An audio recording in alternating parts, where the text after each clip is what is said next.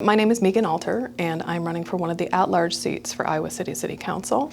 My occupation now is manager at ACT, although I also have a background in English literature, and I was a professor in the English department and also sexuality studies for a time. I moved here 25 years ago to be a grad student, finish my PhD in English Lit, which I did, and I had every intention of getting the dissertation and then leaving and getting that tenure track job, because it's so easy to do that, right? But the longer that I was here, the more I realized that Iowa City kind of offered something for everybody at the same time. And I really started to grow roots here. So I came here thinking it was a college town, because that's really all I knew about it. Quickly discovered, because I was in the graduate program, that it had this incredibly rich city of the book and the performing arts, movie scene. For a short stint, I was a bartender at the Q Bar, so I got a little involved in knowing about nightlife and the restaurant scene. And all along, I started to just realize the diversity of the city. As that happened, I met my husband, we got married, found new neighborhoods to walk around in, live in, and we bought a home in the South District where we still live, same house. Have 2 children now who are at Alexander Elementary. And I mention that because that has provided a different kind of insight that I didn't have when I first moved here. I come back to the beginning. There's something for everybody at every point in kind of your life and what your wants and your needs are. So I'm now seeing Iowa City through the eyes of a parent. What's it like for my children? What's it like for me as a parent who wants to make sure that there are things for their kids? And so those are the things that have sort of compelled me to stay and to grow root, and to also really want to kind of give back to the community, because I've been able to get so much from it. So I got involved first with the Iowa Women's Foundation, which really, if I come back to my center, I'm very much a feminist, and really considering the inequity that happens for women and girls is extremely important to me. And so this was kind of a natural fit. And when I joined, they were avidly looking for volunteers, and so I got involved right away in looking at poverty and how it affects women and girls in Iowa. And then that kind of spread to then now their focus is absolutely on trying to help the child care crisis really that's happening. It's national, but it's particularly acute here in Iowa. And so I've been involved with them from the get-go, both when they looked at poverty and then realized one of the major components of not being able to get out of poverty is a lack of childcare. So that was really eye-opening, and that sort of then created something of a little tidal wave, and I was like, well, what else can I do? And realizing that women and girls are very much affected by poverty, there was an opportunity through ACT for me to volunteer with Big Brothers Big Sisters, and so I got involved with them as a school buddy, and I've actually been a big for my little, who's no longer little. She's in 7th grade, but I've been with her since she was in 2nd grade. I would say, honestly, the timing of my decision to run does go back, like a lot of people's and a lot of women's, to 2016. And then what happened after that, in that first year?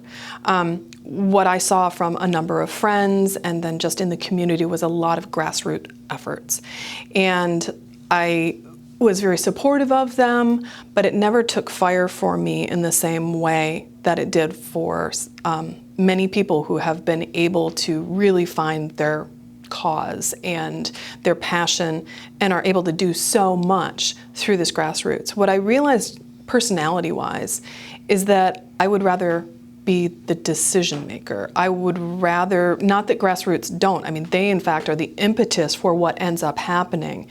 But I realized that temperamentally and experientially, I'm the type of person who says, all right, I'm ready to be fully accountable for my decisions. I need to be transparent, and I would like that responsibility of saying, what do I think, along with other people, what do we think is going to be the best step forward that's actually going to sort of solidify, perhaps, the actions that have been taken. I mean, a perfect example of this is now what City Council has been moved to do with climate action, and it's all due to grassroots. And it's also the perfect kind of description of the way in which I can see myself being most effective, because while I completely admire the energy and the drive and the passion that has gotten the Southeast kids to make council move, I want to be part of council that then says, all right, what do we do with this energy? And we have a mandate now. So I really see myself as fitting into that portion of sort of how change happens. But what I want to emphasize is the fact that all of the decisions that are made by council, there has to be an underlying understanding of their impact on equity.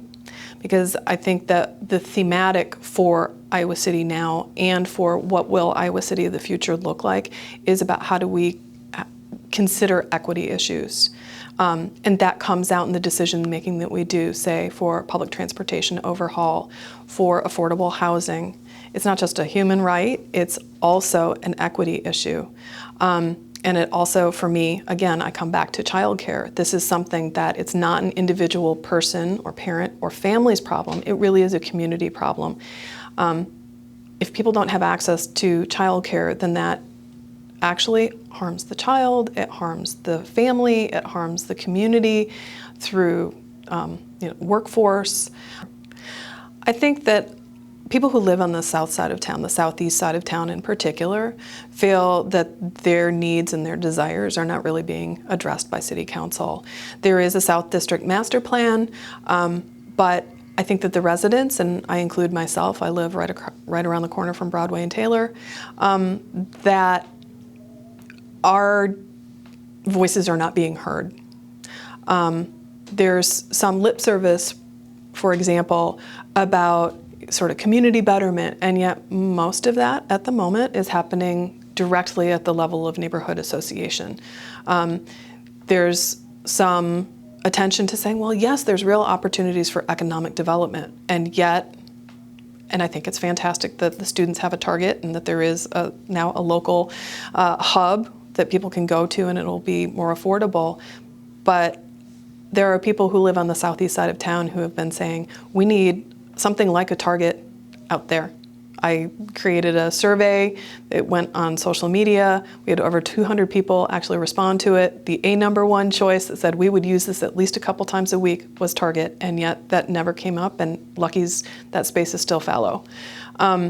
There's a lot of need in that area for basic services that would also really improve all of Iowa City. There is a sense that these would be gifts that are given to the South District or the Southeast side, but in fact, this could bolster the entire Iowa City area. It has grown 10,000 people in roughly as many years.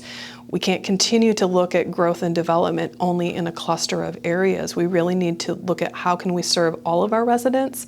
And so for me, the issues that attend to an underheard area really need to be brought to the forefront. And so while I am an at-large candidate, I do think that part of the responsibility for that at-large candidate is to listen to all of the community, and there are definitely pockets of it, south and east side, that, and I would include some of the west side as well, really need to have some of that community betterment and some more attention and focus put on them.